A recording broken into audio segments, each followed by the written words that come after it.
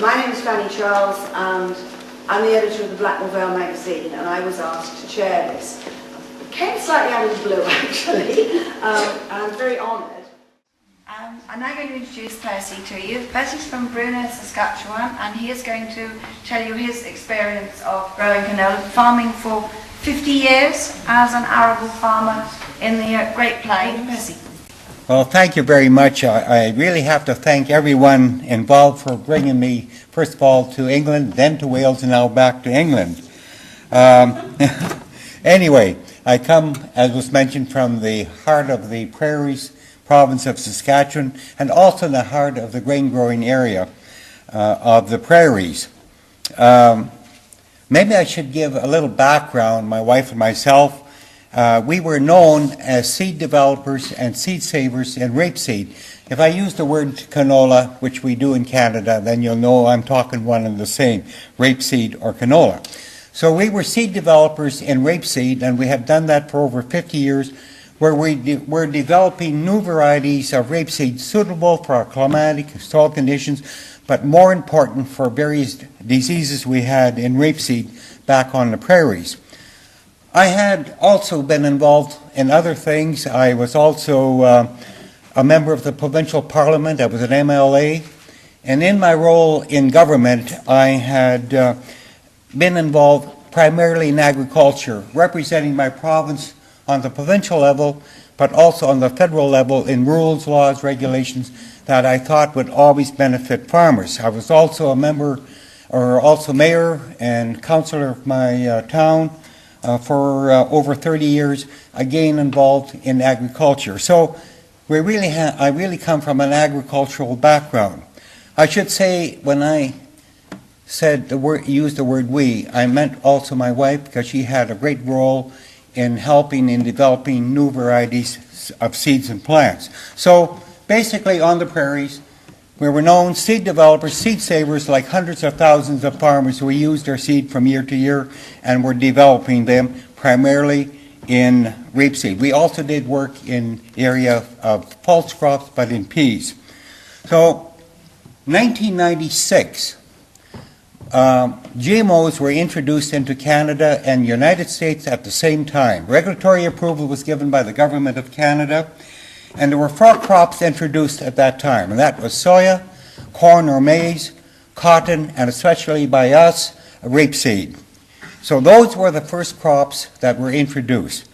And what I am hearing in many parts of the world, especially Europe, now and in the last 6-7 months, were things that we heard in Canada, not only from the corporations, but also from the federal government. We would have increased yields.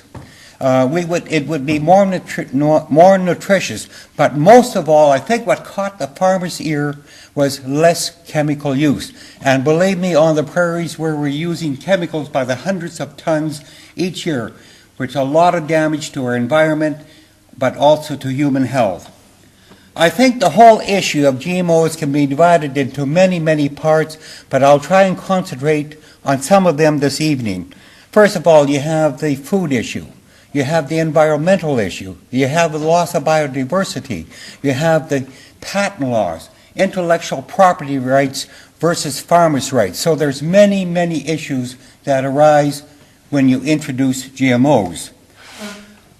I'll go into immediately briefly what has happened to my wife and myself 2 years after the introduction of GMOs, which I said occurred in 1996. In 1998, Monsanto laid what they called a patent infringement lawsuit against my wife and myself. At that point in time, we had never, ever nothing to do with Monsanto. We didn't even know anybody from Monsanto. We had never gone to a meeting or so. So when they laid that patent infringement lawsuit, they said this: we were grown Monsanto's GMO rapeseed without a license from them. And as I said, we had never, ever nothing to do with them. And that came as a great shock, because we realized as seed developers that possibly the canola that we were developing for 50 years was now contaminated with a GMO, which we surely did not want. And we said to Monsanto at the time, if you have contaminated our rapeseed that we have worked so long for, you should be guilty, there should be liability here, and you should pay for the damages. Now, patent laws in Canada, like many countries of the world, come under federal jurisdiction. So by standing up to Monsanto, it went to Federal Court of Canada with one judge. And how often we wished later on that we could have had a judge and jury with farmers on that knew and understood farming, but that was not to be. So in the 2 years of pre-trial, before it went to the main trial, Monsanto admitted that we had never ever used their seed or bought their seed, but they said because they had contaminated us through patent law, they own our seeds and plants. That is the basis. It went to federal court. So what the trial judge ruled is what made the case become internationally known overnight all over the world, and it was the first case on patent infringement on a gene or a higher life form. This is what the judge ruled, and I'll just tell you briefly some of it. He ruled it does not matter how anyone, in my case, a farmer, how you are contaminated. And he went on to say how this could happen. He said cross-pollination, with pollen flown in the wind, bees, birds, or whatever, or by direct seed movement, seeds blown in the wind, transportation by farmers, hauling it to the farm, hauling it to the market, and so on. And he said if that happens, a farmer no longer owns the seeds or plants, and under patent law, they become the ownership, in this case, of Monsanto. You can imagine how we felt when we lost 50 years of research and development overnight to Monsanto.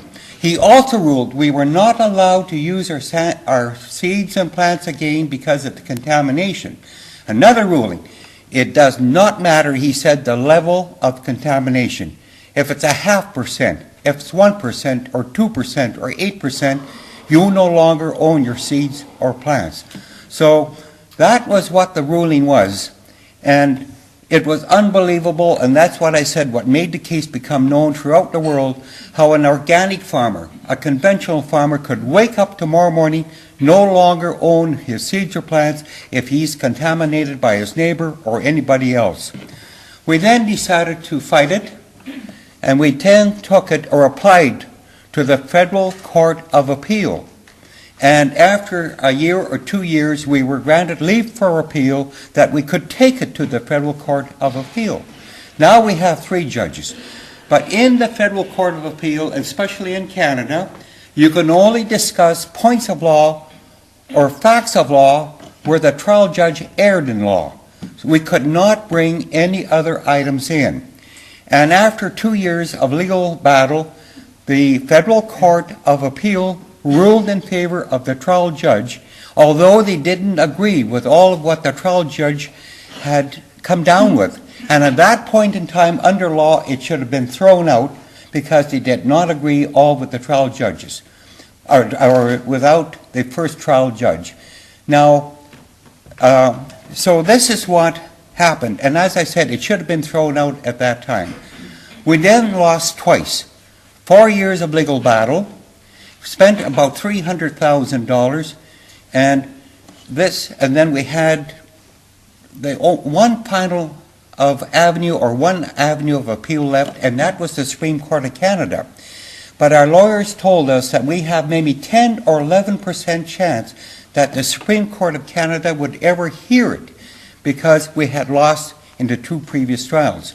So we made the application anyway, and it was one of the greatest news after 5 years when the Supreme Court of Canada ruled in our favor that they would hear the case. So now we're in between the Federal Court of Appeal and the Supreme Court of Canada agreeing to hear the case. Then Monsanto lays another lawsuit against us for $1 million, where they said they wanted all their legal bills up to that point in time paid for. They wanted license fees. They wanted punitive damage because they said we were stubborn, we were angry,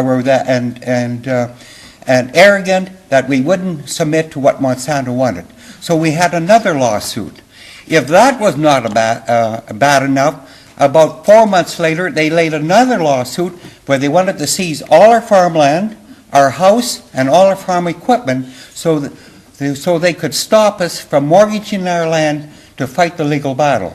So we have 3 lawsuits by the time it went to the Supreme Court of Canada. Now, at the Supreme Court, we had the privilege to bring other items in.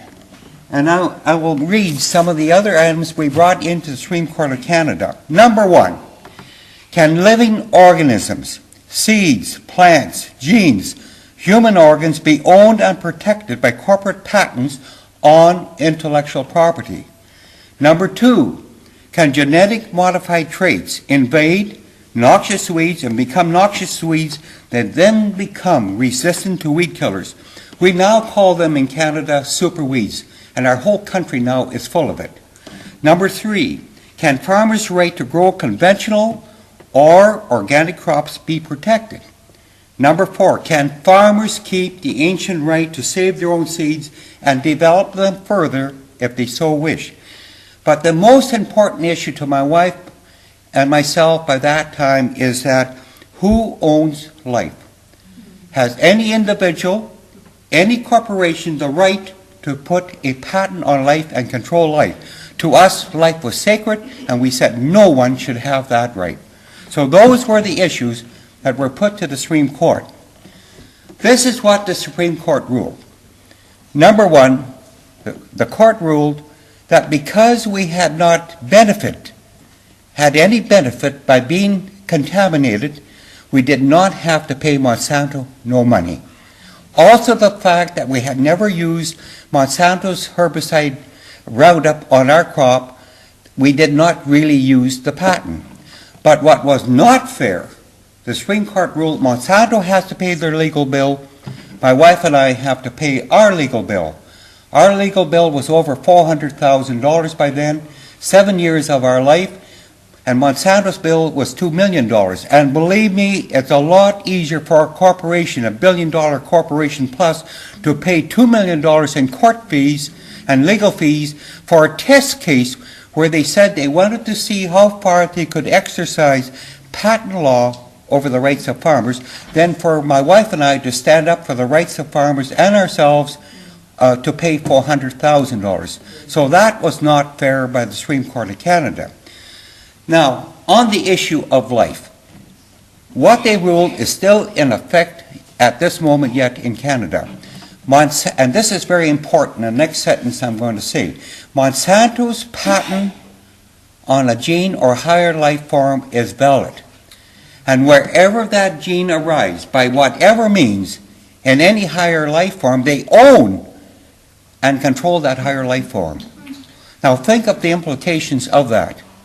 How far can you go with the patents on life? Can you go all the way to, as far as a human being?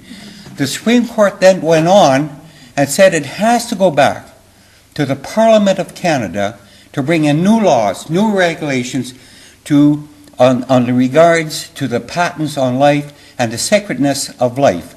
Also, they said laws have to be brought in to protect the rights of farmers. So that is where it stands now in Canada.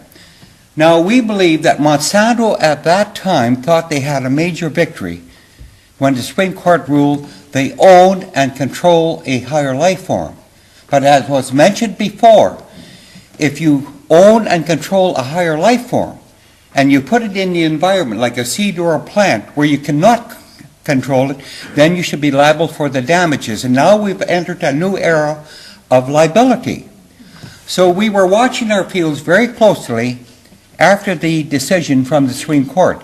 And sure enough, in the year 2005, we noticed that one of our fields, which was a very small field of 50 acres, which we were using for mustard research, there were canola plants growing on that field in the fall of 2005. We did some testing, and through testing, we realized that it was a strong possibility it was Monsanto's GMOs, again, rapeseed, in our field. So we notified Monsanto and said, we think that we have been contaminated by you again in one of our fields that we're going to be using for mustard research.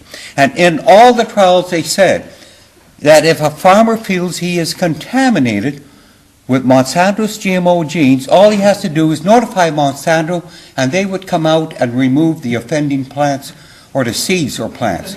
So we notified Monsanto, and indeed 2 days later they did come out.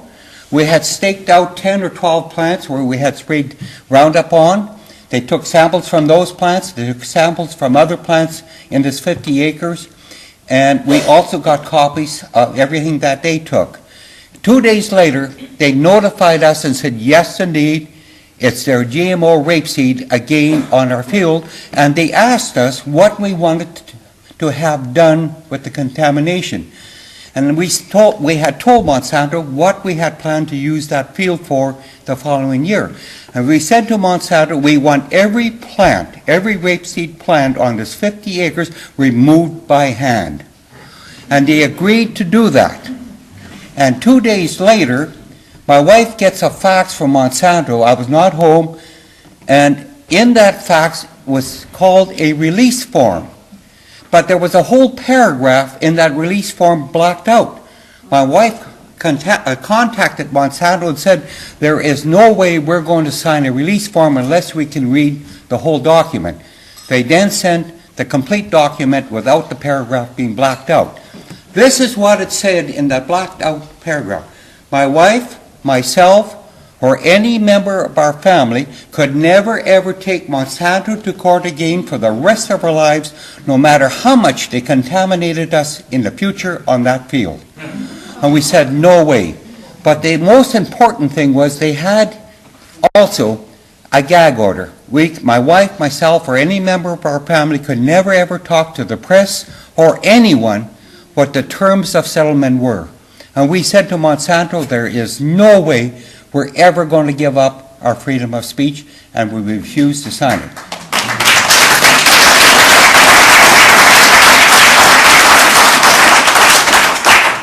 Monsanto said then, we will not remove the plants. The battle was on. And so we said to Monsanto, we are going to remove the plants ourselves before the pods ripen and the seeds get into our soil. And they sent us a fax back and said, we wish to remind you that those plants on your field are our property, and you're not allowed to do with those plants what you want. So we notified Monsanto and said, get your property off of our property, you're trespassing. So it went back and forth, and finally, before the pods went into seed, we, with the help of two neighbors, we physically removed all the canola plants from 50 acres, and we notified Monsanto when we were doing this. I paid my neighbor $640 to help, and then we sent Monsanto the bill. And Monsanto refused to pay it unless we signed the release form. So it went on back and forth for about a year. Oh, in the meantime, they also sent us a fax and said, we wish to remind you that it would be in your best interest not to seed mustard in that field the following year because of the contamination. You can really not sort out canola or rapeseed from mustard seed. So then we said to Monsanto, now you are telling us what we can do or not do with our land. I said, we own the land, we pay the taxes on the land, we're going to do what we want with our own land. So anyway, sent in the bill, they wouldn't pay it, so went to a judge, and then we thought, what way can we bring them to court? We had enough of 7 years of legal battle. And my wife and I talked it over seriously, and we then were prepared to go back to court if it had to be for another 7 years of living hell. We made that decision, and then we decided what court would we take Monsanto to, and we decided on small claims court. And in small claims court, if a judge issues a summons, we have Monsanto in court immediately. We don't have to have any pre-trial. We did that. The judge agreed with us, signed a summons against Monsanto, and we had $1 billion corporation in court on a $640 bill. So in March of this year, the judge had set a date. We went into court when the judge came in, Monsanto's lawyer and Monsanto got up and said, we will settle out of court. They had a check in hand for the $640 plus $20 cost, and it was the greatest victory for us after 10 years now of legal battle, where now we have a precedent set where a corporation now has accepted liability, and now opens a door for farmers all over the world, whether it's buyers, Syngenta or whatever, that you have some legal avenue to take a corporation to court if you are contaminated. So that's, like I said, after 10 years of legal battle, it was a great victory not only for ourselves, but for farmers all over the world. So that's the issue of what we went through and our lawsuits with Monsanto. Now let's go back to GMOs. 1996 introduced, and 1998 the lawsuit. I will say to you this evening some things that will really surprise you. First of all, there is absolutely no coexistence if you ever introduce GMOs in whatever crop it's introduced. There is no such thing as containment. You cannot contain pollen flow, seeds blown in the wind, transportation, or so. Whether the contamination is by pollen flow with bees or with wind or whatever, or seeds blown hundreds of miles. There is no such thing as coexistence. There is no longer a choice. You no longer have a choice. It all becomes GMOs in a matter of a few years. To give you how bad it is now in Canada with GMOs, in those 4 crops, but primarily on rapeseed and soya, we no longer have any pure rapeseed left in Canada. Our total seed stock now is all GMO. You cannot raise a GMO-free canola crop in Canada, nor can you raise a soya-free conventional crop anymore organically. So it all now is GMO in Canada, soya and rapeseed. So an organic farmer, a conventional farmer, no longer has a choice. If you want to seed rapeseed in Canada, all the seed stocks are now contaminated with GMOs. Now, the other important issue that has come out, and that has been out now already at least 4 years. Rapeseed comes from the brassica family. It has very close cousins as well as distant cousins. Close cousins, radishes, turnips, cauliflower, and other plants. Distant cousins, mustard, wild mustard. Through cross-pollination, the GMO gene from rapeseed is now into those market garden crops, making more crops organic farmers no longer can raise in Canada. So, as I said, if you introduce GMOs, you will totally eventually destroy the organic farmers. You might as well tell the organic farmers it's over if you ever introduce GMOs. So those are the crops that are totally contaminated in North America. The bright side of it, on the other side of the coin, is this. Because we realize the dangers of introducing those first 4 crops, no new crops in Canada have been introduced since 1996. We've had 13 years of crops now of GMOs in those first 4 crops that I mentioned. They wanted to bring in GMO wheat, GMO flax, GMO rice, GMO alfalfa, and it was not allowed in Canada because we've seen the damage what the first 4 crops have done. Believe me, if GMO wheat would ever be introduced into North America or in any part of the world, you would totally destroy the organic farmer because wheat comes from the grass family. It's bad enough with rapeseed, but let alone wheat. And so it was not allowed in Canada. Now, there's many other issues. The Terminator was mentioned. What it has really meant is to get total control over the seed supply and then the food supply. Monsanto now is the largest seed company in the world. They went from a chemical company to a seed company. And what the danger of that is that they've been buying up many organic seed companies in the world, especially in North America, out in British Columbia, state of California. Now it's becoming very difficult for organic farmers on the West Coast to get organic seeds because of the ownership of Monsanto, which now will not sell a lot of the organic seed from those companies they bought. They bought not long ago a company in California that had 2,500 varieties of organic seeds. So if they cannot control it through patent law, the seed supply, they're going to try and control it through the control or ownership of seed companies. So those are some of the issues that arise. Remember again, you no longer have a choice, no coexistence, and no containment. So that is what happens with the introduction of GMOs. Now, I will guarantee you that if you introduce GMOs, you will use from 3 to 5 times more chemicals than before. Your yields will go down, 15% at least by the Department of Agriculture on soya, at 8 to 10% on rapeseed. Your yields will go down.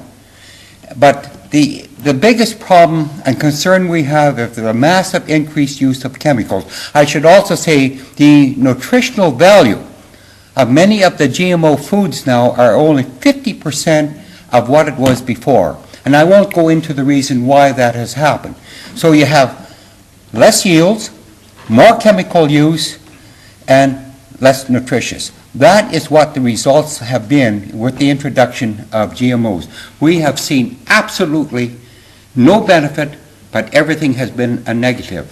And also, I should say, in 1996, there were buzzwords that I hear now in Europe that was used in Canada and the United States. We'd always have sustainable agriculture. Now we would be able to feed a hungry world. Believe me, if anything's going to lead to more hunger in the world, as we've seen it in North America, it's going to be the introduction of GMOs. So those are some of the issues that have arisen. Now, there's a whole nother side to the introduction of GMOs that you never ever hear about, and it's the social impact it's had on our rural communities. We call it the culture of fear, the breakdown of our rural social fabric. And I think I will take the time just to show you some of the things that also happen. I have a contract here from Monsanto. And in that contract, to me, it's one of the most vicious contracts on the face of the earth. Farmer can never use his own seed. He must buy always the seeds from Monsanto. He must only use Monsanto's chemicals. He must pay Monsanto $15 a hectare license fee on each acre he owns each year. He must permit Monsanto's police force to come on his land for 3 years after he signs his contract, and then Monsanto's police can go into a farmer's granaries, into his fields, get his tax records, his farming records, with or without the farmer's permission. Another clause in here, if something happens to your seed, or the seed was not good, or didn't germinate good, you can never take Monsanto to court for any damages. Another clause here, if a farmer happens to commit some violation of this contract, and Monsanto makes the farmer destroy his crop, or takes all the profit from his crop, the farmer cannot talk about it. A gag order, a non-disclosure statement, the same thing that they wanted to get my wife and myself to sign. So you may ask, why would a farmer ever sign a contract like that, to give up his rights? A lot of times, the order form was on one side, the contract was on the back side, and believe me, it was in such small print, you needed a magnifying glass to read it. But it doesn't matter now whether you sign that contract or not. Under patent law, as was stated, if you are contaminated against your wishes, whether you're an organic farmer or conventional farmer, you fall under the same conditions as if you signed the contract, if you are contaminated. The other issue is that if you now open up a bag of seed, on the bag of seed is this notice. It's in smaller size. And in it, it states, by opening up this bag of seed, you agree to all of the terms and conditions of Monsanto's patent number, so and so. So you don't, if you are contaminated, if you open a bag of seed, you fall under the same conditions if you signed that contract initially. One other point I'm going to bring up, and I think this is the worst thing that could have happened to our farmers. And as a former politician, I think I have never seen something so more vicious than this. Here is a brochure from Monsanto. It's in our farm newspapers, in our Western Canadian farm newspapers. In the United States, they even advertise this on the radio. It states here, if you think your neighbor is growing Monsanto's GMOs without a license, inform on your neighbor to us and we will give you a free gift. And normally in Western Canada, a farmer will get a free leather jacket from Monsanto if he happens to do that for whatever reason to his neighbor. But what happens is not nice. Immediately, Monsanto will send out 2 of their police, we call them gene police on the prairies, to a farmer's home. And they'll say to a farmer, we have this tip or rumor, you might be growing GMO, rapeseed, or soya, whatever. And a farmer will say, I'm an organic farmer. I'm a conventional farmer. I don't want to grow GMOs. I'll have nothing to do with it. And they'll say to a farmer and his wife, you're lying. If you don't confess, we'll take you to court, and the time we're through with you, you won't have a farm left. So what do you think goes through a farmer's mind when these gene police leave or Monsanto's investigators leave a farmer's home? A farmer will think, was it this neighbor or a neighbor here or a neighbor over here that has caused me this trouble? Now you have a suspicion amongst farmers. Farmers scared to talk to one another on Coffee Row. Farmers scared to talk what they're seeding and back and forth. So you have that whole new suspicion of fear or a culture of fear, the breakdown of our real social fabric by Monsanto's policies. And I often think back in my own family. My grandparents came to Canada about the 1890s. And my grandparents and my parents had to work together with our neighbors to build our country, schools, hospitals, churches, and so on. Now we have that breakdown of our real social fabric. And believe me, I think that social issue is one of the worst things that could have happened with the introduction of GMOs. There are other things they do, and I think I have a few minutes' time. If Monsanto cannot find a farmer at home, they'll get his mailing address through the municipality or county, and they'll mail a farmer this letter. Farmers call these extortion letters. We don't know how many thousands of these have been sent out in North America. But believe me, if anybody has said something negative about Monsanto, you will get a letter from them. Here it states, we have reason to believe that you might be growing Monsanto's GMO without a license. We estimate you have 200 acres, 500 acres.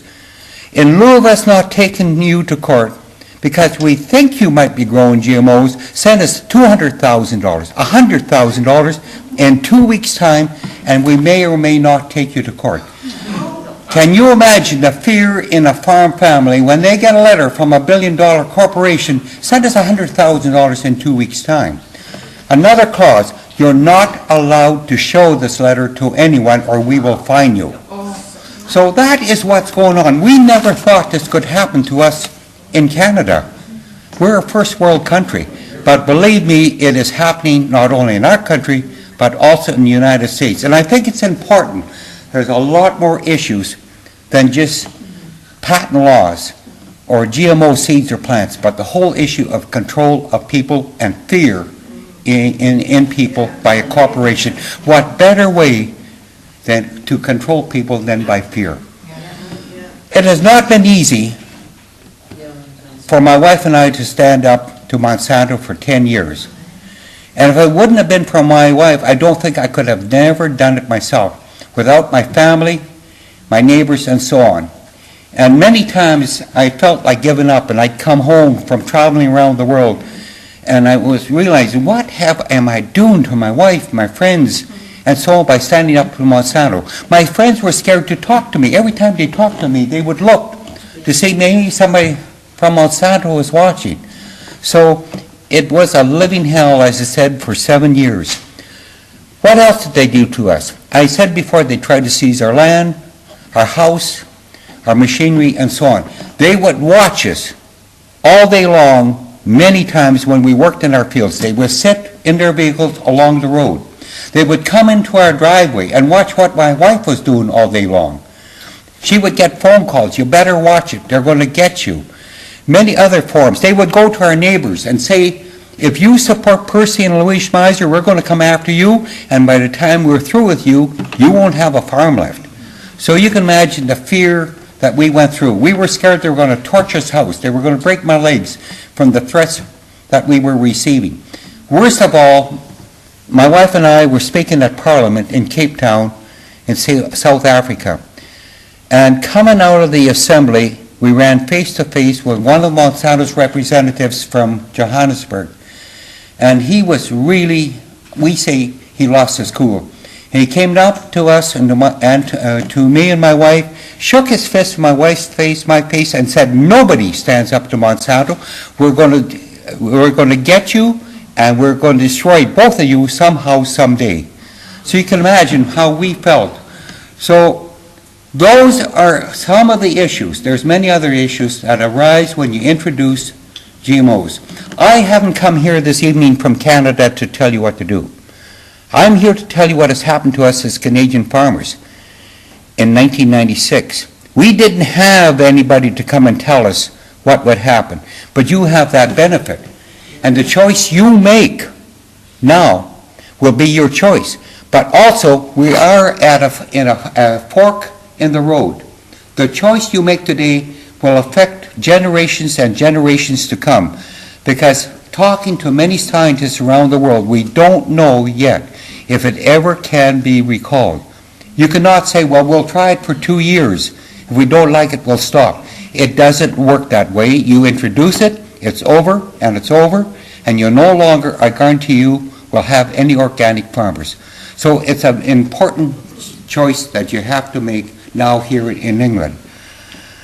My wife and I have 15 children. I'm sorry, 5 children, 15 grandchildren.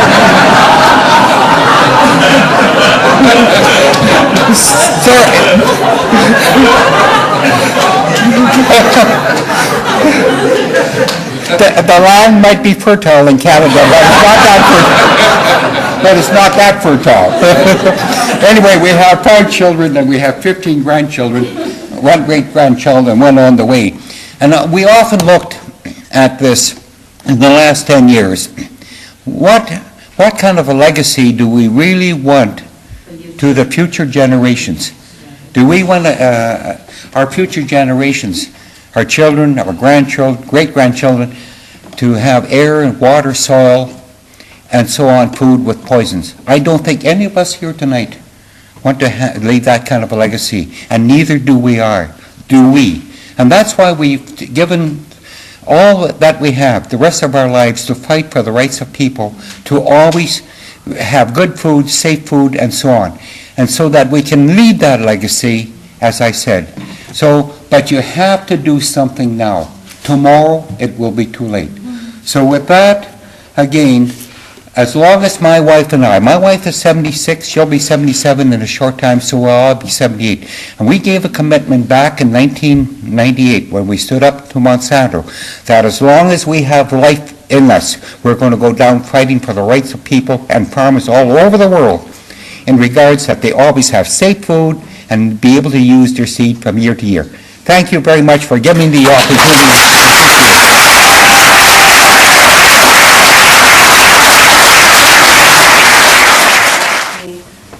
Experience of English farmers. I don't know quite how to follow that. Other than to say as a Cornish farmer that the idea that a small field is 50 acres is somewhat of a surprise. That's a third of my farm. As I've just said, I'm a Cornish farmer. I've also been involved for quite a long time on the issues surrounding GM. And one of the things that I've been able to do is to travel quite a bit and meet farmers from around the world. So I've met farmers from the US, I've met farmers from India on their farms and spoken to them about GM. And what Percy didn't say is that his story is repeated many, many times, except that those farmers didn't do what he's done and to take on Monsanto. I met farmers that as Percy was talking about a few minutes ago, who wouldn't talk to me, even though I was an English farmer and had come, over to visit them on their farms about GM and about the fact that Monsanto and other companies had done what he was referring to in the letters, taken them or threatened to take them to court. They showed me all the letters. Again, they're not supposed to. At one point, I hoped that maybe I could get some copies of these letters. But Monsanto are quite clever, and the other companies, that each letter is individually written. So if you took them and tried to reproduce them, they would probably be able to trace back where they came from. And all of them have a gagging order on them. And I met many, many farmers right across 7 or 8 states in the US who had signed these, and were the other key thing that they do is to insist that you then grow GMOs, which is why they can then claim, of course, that 10 million farmers or whatever it is they claim around the world grow GM. Well, of course they do. If you've got your arm up your back, you're going to grow them. What about the situation facing UK farmers? I think there's not a lot of difference between what Percy's experience, the experience I saw of other farmers in the US, and us. A lot of the laws of the US and of Canada in particular are similar to our legal system. And those patents will apply here. Those technological agreements will apply here. They'll have to, otherwise there's not much point in them introducing GMO crops to Europe, because it's not just, of course, the UK, it's also a Europe-wide thing. So for me as a farmer and a UK farmer, what really frightens me is that I will lose the choice, my right as a farmer to grow what I want to grow and to produce what consumers tell me that they want. And I don't see how, if we introduced GM crops to the UK, that we're going to be able to we're going to be able to grow non-GM crops. Because as Percy said, it took very few years to get the whole of Canada GM only. We're tiny compared with the size of Canada. It wouldn't take very long at all for that spread across the UK. Probably surprising to you, I would also say that the farmers that want to grow GM probably should have the right to grow GM if they want to do that. You can't have the right one way and not the other. But at the same time, those farmers that wish to grow it have got to take responsibility for it if it affects the farmers that don't want to grow it. And that, most farmers that I've spoken to that are pro-GM, shall we say, when I say, okay, fine, if you want to grow it, as long as when I get it onto my fields or the organic farmer gets it, he has some right to come back to you and say, excuse me, you've just ruined my business because I can't sell what I've grown. And the immediate answer is, well, I can't be responsible for what the wind does. Well, I'm afraid you're going to have to be, because otherwise farmers like myself that don't want to grow it, or organic farmers that don't want to grow it, are not going to have their rights. There was 2 things I wanted to mention further, I think, because I'm sure you've all got lots of questions to ask Percy. One was, I'm pretty sure that the technological agreement that Percy had just now also states that Monsanto is not responsible beyond the germination of the seed. So going back to what was said right at the start, where does it end? As far as I'm aware, on that agreement, and the same in the US, basically, like a normal seed supplier, if it germinates, okay, it's yours. If it doesn't germinate, you can go back to them and say, this seed you've provided me with doesn't work. But I think that, again, brings up the question, where does their responsibility end and start? and we need to define that. And I think there is a great deal to be done on the laws regarding patents and this, which is possibly even more important than whether GMOs are safe to eat or use or whatever, because it's not just about crops, it's also about genes that they've taken patents out on human beings. When I was in India, there was Indian farmers who had, I mean, if you can imagine people who are very poorly educated, they have the concept of somebody owning a gene inside something, if they even understand what the gene part is incomprehensible. And they often said to me that this plant here is a medicinal plant. We use it for headaches or whatever it was that they used that plant for. But we know, we've been told, we can't use it now because Monsanto or Syngenta or whoever it is has patented the genes of that plant, and we're not allowed to use it. So there are issues surrounding things. And I often, when people say, well, what do you mean? If you look at it like this microphone, somebody has designed this, taken out a patent on it, and you can't produce a microphone that looks like that because you'll infringe their patent. That's fine, I can understand that. But when it becomes nature and it's transferable and you have no control over it, then I do not see that the current patent laws can apply to that. And I think we need to change it. The other thing from a British farmer's point of view, knowing that I was coming here today to speak very briefly on this, I rang round a number of insurance companies and asked them what their position was on liability. And basically, they were not willing to discuss it, is probably the best way to put it. Their excuse, their get-out clause was, well, we don't have any GMO crops in the UK, therefore it's not an issue at the moment. Only one company, when I pushed them, said that they probably would not insure anybody for any liability. So for any farmers that unless that changes, unless for any farmers that if we adopt it and grow it, any farmers that grow it could more than likely find themselves out on their own. And that has happened in Spain. There are a number of organic farmers that had GM maize, which is grown in Spain, grown alongside them, and they got the GM trait into their organic, lost their organic status, and have had no way of coming back because their neighbours, all they'll do is put them out of business if they sue them. They've not got enough money to sue Monsanto or Syngenta or whoever the supplier of the maize was.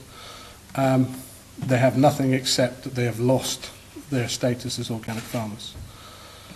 So I think we need to question seriously, not just on whether it's safe to use, safe to thing, or whether it works for farmers in terms of more or less pesticides or whatever, but on the question of this patents and the rights surrounding that, and not just about the other issues. Thank you.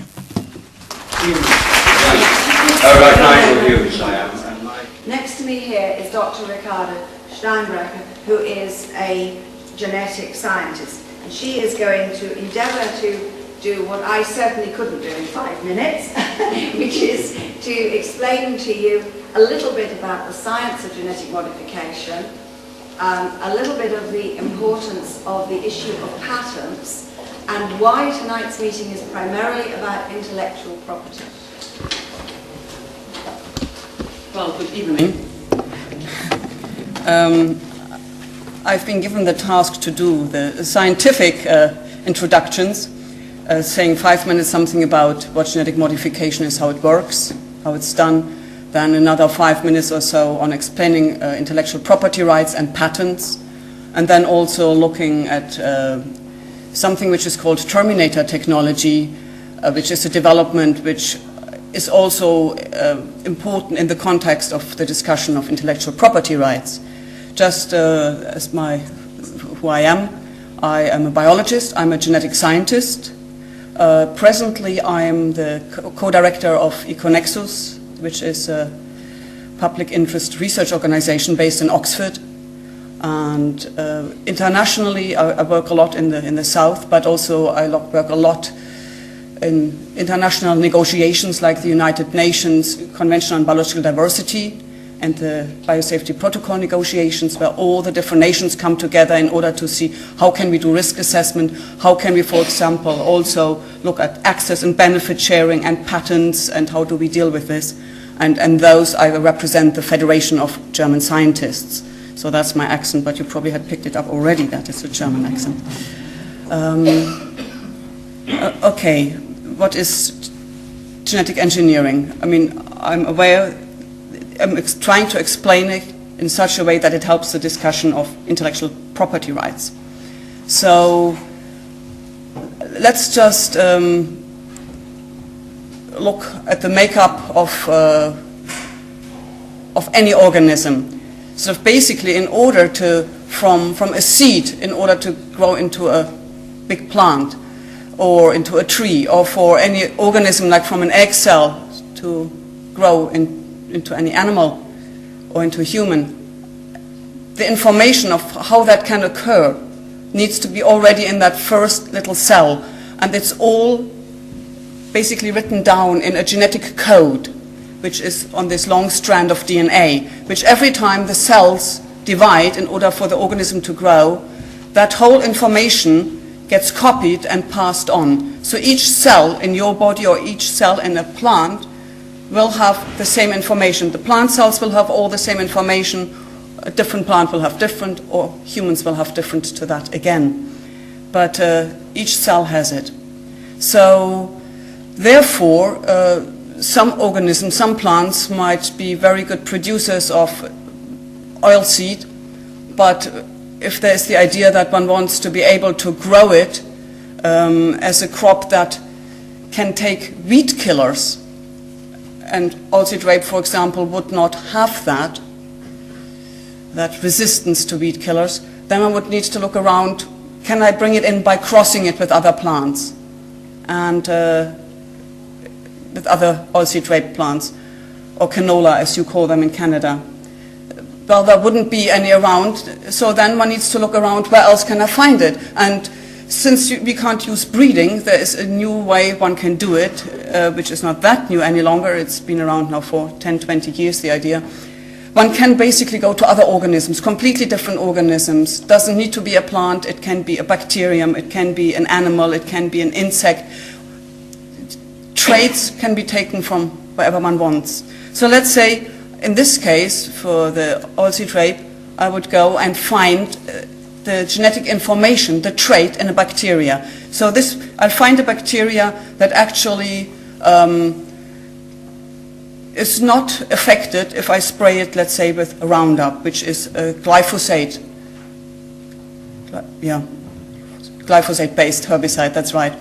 So then I take a look at that bacteria and have to try and find the gene which is involved in that. And if I'm lucky, it actually only takes one gene, because that is something we should be careful about, that not all traits, it's just like one information. Quite often it needs a lot of different informations, like when you have a recipe, you need lots of different ingredients in order to bake a cake, right? Whilst if for some people need more, you need less information. So then I go and take that gene from that bacteria. Now I need to get it into the plant. For that I need new methodologies. I can, for example, put it on little gold particles or tungsten particles and literally shoot it into plant cells. Or one can use bacteria, which can use it. One builds it into a ring in bacteria and uses the bacteria as a shuttle to actually ferry that gene into the organism. We are not able to do that yet with a precision that we would like to be able to, but nevertheless, on all these steps, you can actually have patent rights. Firstly, if you discover the gene, it's actually a discovery, but interestingly enough, usually a discovery would not give you the right to something, only like if you develop it, if it's an invention.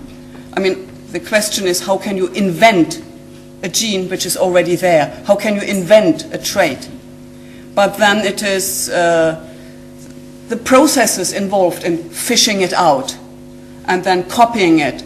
There's possibilities to put claims on that therefore you end up with being able to claim the right to that gene. And then you have to say, is it the right to use it? And in any plant I put it, then I have the ownership of that trait in that plant and therefore of the plant. So you can see there's big questions where if I have the ownership to a gene, how far does the ownership go? And if you look at the international different bodies or different legal instruments which deal with that, you'll find there is quite a discrepancy between different countries. Also, like different organizations want different results. Like scientists, we find often that it hampers our research, because if I want to work with something but it's owned by someone else, then I need to get access to it. Often I need to pay for that, but I will then be allowed to use it maybe, but only for research. But if there is an application coming out of it, that I can't do any longer. You can see it gets all muddled, and quite often we don't get research money any longer if the material we need to use actually is already patented, and therefore there's complications. But then others will have an interest in exactly having lots of patents. So you can see at the negotiations, there'll be farmers on one side, there'll be scientists on another side, there'll be yet different bodies who will all have different opinions. The thing is that another part is who is the original owner of it? Is it the plant? Or is it, for example, in some cases, indigenous people who will have selected plants for generations and generations and generations for their maybe medicinal purposes? And they have really looked after that, and they know all about it, and all of a sudden they find that companies have sent prospectors in and have taken the plant, and they take that essence from it back home in the laboratories, and they patent it, and they're saying, like, but we were the caretakers, it should be ours. So this is part of the negotiations which we call access and benefit sharing, and we are a bit in a deadlock internationally in that one, especially also since, one question we are stuck in is, if you have the ownership of something, does that mean you also have the reliability, if something goes wrong with that you should actually be responsible and sign responsible? And you can see there is that other element to it then as well. If you claim the responsibility, if you claim the ownership, do you automatically then have the responsibility to act with it carefully? Or can you just reap the benefits but not have the responsibilities? Big questions. Now in terms of, maybe I could get my glass of water. Thank you.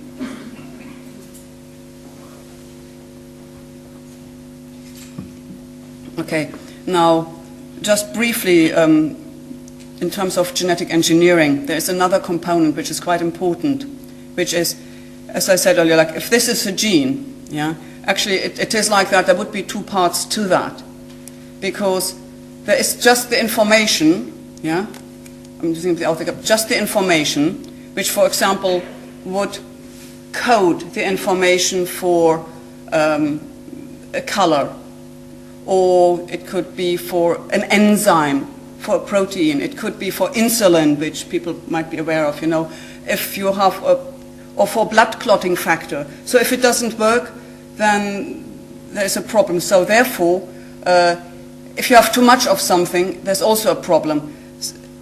Therefore, there is a little signal sequence in front, which we call promoter, which will actually tell the body when and where and how much of it should be produced, right? Because we grow hair on our head, right? But otherwise, animals will have it to a much higher extent all over the body. Plants will grow flowers at certain times, at certain parts of the plant. So all that is regulated by this little promoter sequence.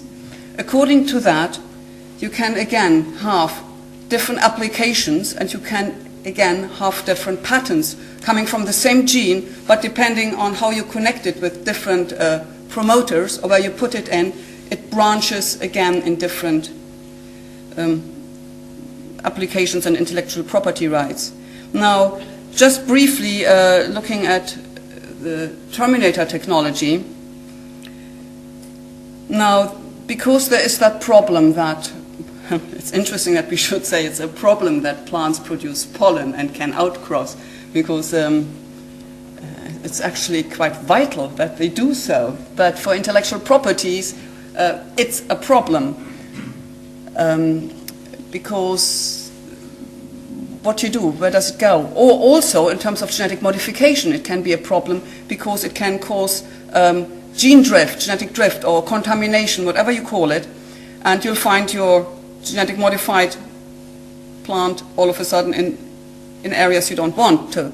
So therefore, there is the idea one could actually make a modification that will ensure that plants, when they produce seeds, when the farmer saves the seed, that seed will not germinate again, right? It's a complicated, it does not exist in reality yet, but the research is done to quite an extent. All the patents are there for it already. There is plenty of patents on it.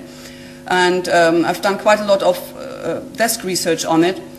And if you look, the different components are there. The whole thing doesn't work yet, but basically it is, for example, the plant would grow normally, but you have built in quite a lot of different new components that, for example, if you then treat the plant with a chemical, you would trigger a switch which would then act in the plant and trigger another switch which would then make the plant produce a toxin in the embryo stage of the seed development, which means it would kill itself. That's why some will call it suicide seeds, right? Or terminator technology.